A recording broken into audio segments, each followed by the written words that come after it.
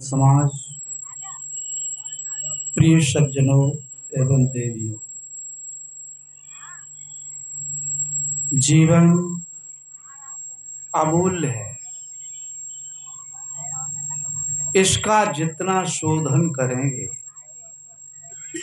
उतना लाभ प्राप्त करेंगे। जितना संभल करेंगे उतना संभलेगा। सदगुरु कबीर कहते हैं, जिन जिन संभल ना कियो असपुर पाटन पाए, झाल परे दिन आत है संभल कियो न जाए। मानव शरीर संभल करने के लिए मिला है, संभलना है। संत कहते हैं, बहुत बचा के पग तुम रखना, मग में कांट बिछाया है। लोभ न करना, बैर न करना, पंथी जान अमाया है। आप अपने जीवन के मालिक हो। चाहे संभल करके, शोधन करके ऊंचाई पर पहुंच सकते हो। शांति के साम्राज्य के सम्राट हो सकते हो। कोई प्रकार की भ्रांति नहीं है। और इसका यह शिक्षा कहो, बोध कहो, समझ कहो, संतों के द्वारा प्राप्त होती है। संत अपने जीवन को शोधन करते हैं। शोधन करते करते उनको प्रशांति मिलती है, उनको हृदय गदगद होता है, खुशहाली होती है। वह उनसे रुकती नहीं। फिर जब आंख खोलते हैं तो समाज में लोग संतापित हैं, पीड़ित हैं, दुखी हैं। उनकी करुणा प्रस्फुटित होती है। दया करके इनको बताना चाहिए, इसलिए समझाते हैं। जिज्ञासु भी अनेकों जन्म की जो संस्कारी हैं वे समझ पाते हैं, और वही सुनते भी हैं और वही सेवा करते हैं। 3 बातें आई, सेवा करना, सुनना और समझना। जो भाई बहन सेवा करेंगे, ध्यान से सुनेंगे, वे ही समझ पाएंगे। और जिनकी समझ में आ गया उनका जीवन मंगलमय हो गया, आनंद कंद हो गया, खुशहाल हो गया। हमने ऐसे परिवारों को देखा है। और जो धर्म से विमुख हुए, संतों से विमुख हुए, उनका पतन होते हुए देखा है। नित्य देख रहे हैं। आपसे भी अछूती बात नहीं है। ऐसा कोई गांव, नगर, शहर, मोहल्ला नहीं है जहां नहीं दिखाई दे। यत्र तत्र गंध दिखाई देती है। कहीं संभ्रांत, शीलवान, शिक्षित लोगों की कॉलोनी होती है, बस्ती होती है, तो कहीं मलिन बस्ती होती है। अशिक्षित और असभ्य लोग अधिक होते हैं। आवश्यकता आज प्रत्येक भाई बहन को है। जन्म से संपूर्ण सामग्री को लेकर के आए हैं। चाहे तो दुखों से मुक्त हो सकते हैं, कोई दो राय नहीं। गोस्वामी जी ने कहा, कोई न काहू के सुख दुख कर दाता, निज कृत कर्म भोग सुन भ्राता। कोई किसी के सुख दुख को देने वाला नहीं है। आप स्वयं अपने कर्मों के निर्माता हैं। चाहे तो अच्छे से अच्छे कर्म करके सुख शांति अमन चैन में जीवन जी सकते हैं, और चाहे तो गलत सोच बोल और करके पतन के गर्त में भी गिर सकते हैं। आजादी दोहरी है। स्वर्ग नरक अपवर्ग न सहने, ज्ञान विराग भक्ति सुख देने। न सहने जीना किसके लिए होते हैं? मकान पर ऊपर जाने के लिए और मकान से नीचे उतरने के लिए। ये मानव शरीर है, चाहे तो उन्नति के शिखर पर हम चढ़ सकते हैं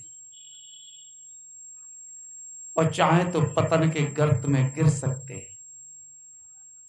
स्वर्ग नरक, स्वर्ग का मतलब उन्नति के लिए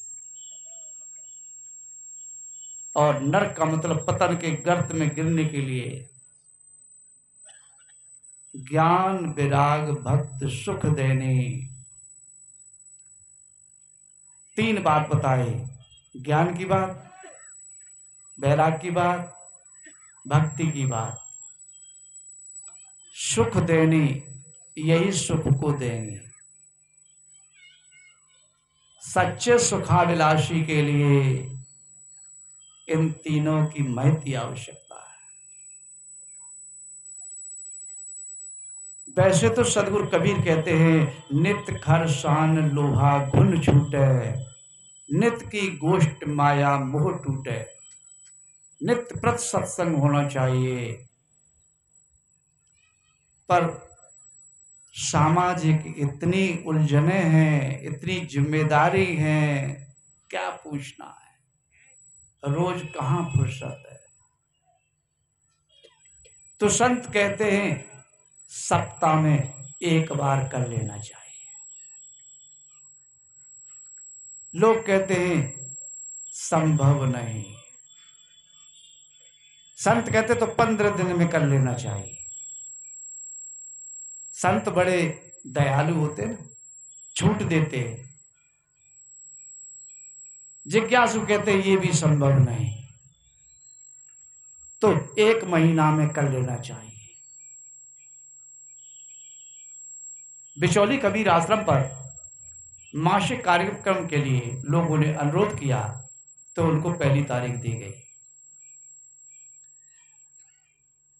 सदगुरु शीतल साहब जी के कबीर कुटिया में कमेटी के लोगों ने अनुरोध किया, उनको अंतिम एतवार दिया गया। लोग बैठते हैं, सुनते हैं, होना चाहिए।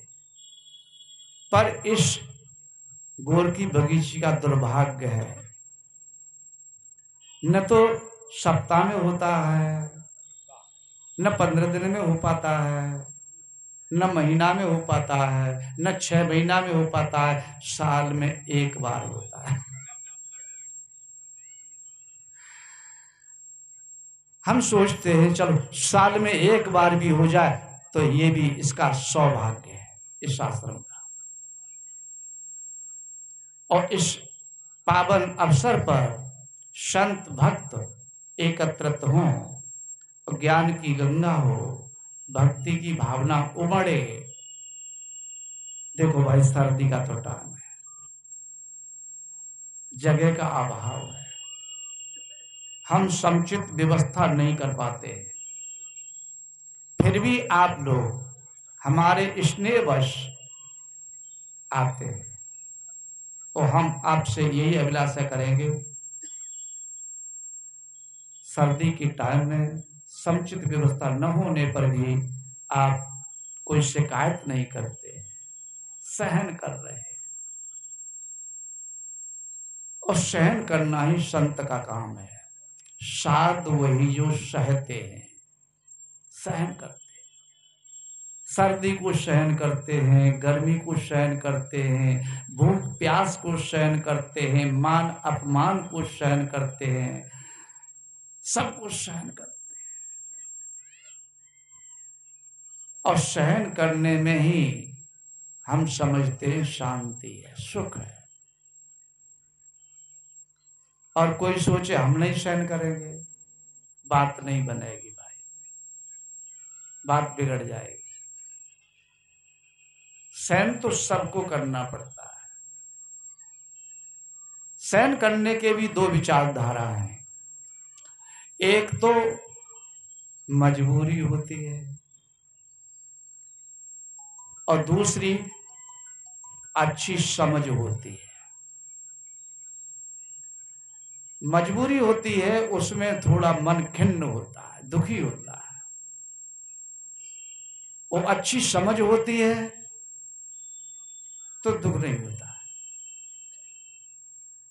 इसलिए अच्छी समझ हमारी रहे, इसके लिए हमें अपना आत्मचिंतन करना होगा, आत्मनिरीक्षण करना होगा और समाज से जो हमें मिलती हैं प्रतिकूलताएं, उनका सहन करना, समुचित जवाब देना, समाज की सेवा करना, ये न छूटे, यही सच्ची उपलब्धि है। इस धराधाम में यत्र तत्र संत भक्त होते आए हैं, सेवा करते आए हैं। आज भी ये धर्म स्थल यत्र तत्र पुष्पित पल्लवित हो रहे हैं। भाई और बहनें लाभ ले रहे हैं और यहाँ से वह एनर्जी प्राप्त करके जाते हैं, परिवार में संभालते हैं, अपने को संभालते हैं, परिवार के लोगों को संभालते हैं, पड़ोसियों को संभालते हैं, रिश्तेदारों को संभालते हैं। जब हमारी सही समझ होती है तो हम जो कुछ भी काम करते हैं वो जग करके करते हैं, संभल के करते हैं।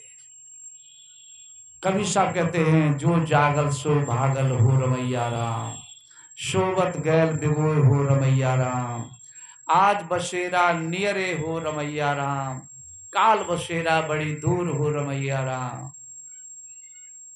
काल का कोई भरोसा नहीं है कितनी दूर जाएंगे, और काल कभी आती नहीं है, जब आएगी वो आज ही आएगी। आज आते आते काल का दूसरा अर्थ है फिर अंतिम समय, शरीर का अंतिम समय आ जाता है। शुरू का समय जन्म है और अंतिम समय मृत्यु का है। ये शरीर जन्म मृत्यु वाला है। ऐसा कोई भी प्राणी नहीं जन्म लिया जिसकी मृत्यु नहीं हुई हो। आज भी कोई ऐसा नहीं जन्मा है जिसकी कभी मृत्यु न हो। मृत्यु अवश्यम भावी है, परंतु भीतर में चेतना अमृत है, वो कभी मरती नहीं। उसी का बोध संत करते हैं, कराते हैं। कबीर साहब कहते अमृत वस्तु जाने नहीं, मगन भया सब लोग, कहें कबीर कामो नहीं, जीवे मरण न हो। इसलिए हमें अमृत वस्तु को जानना है। अमृत स्वरूप आपका स्वरूप ही है और इसी में मग्न रहना है। ऐसे ही सभी प्राणी हैं, इसलिए उनको किसी तरह से हमें दुख पीड़ा नहीं देनी है। बन सके जितना सेवा करनी है, सेवा करते जाओ। उन्नत का साधन सेवा है। जैसे अंत शुद्धि होती है, पर लोभी मोही अभिमानी, सेवक पद पाना क्या जाने। यह भी आपको 3 दिन के लिए सेवा का मौका मिला है। सभी भाई बहन अपने तन मन धन से सेवा कर ही रहे हैं और करते रहेंगे ही। हम इसी वाणियों के साथ अपनी वाणी को विराम देंगे और आपसे अभिलाषा करेंगे। तो इस तरह से अपने जीवन को धन्य बनाएंगे। आज आप इतना बोलिए सतगुरुदेव की जय। ये कार्यक्रम तो चल रहा है।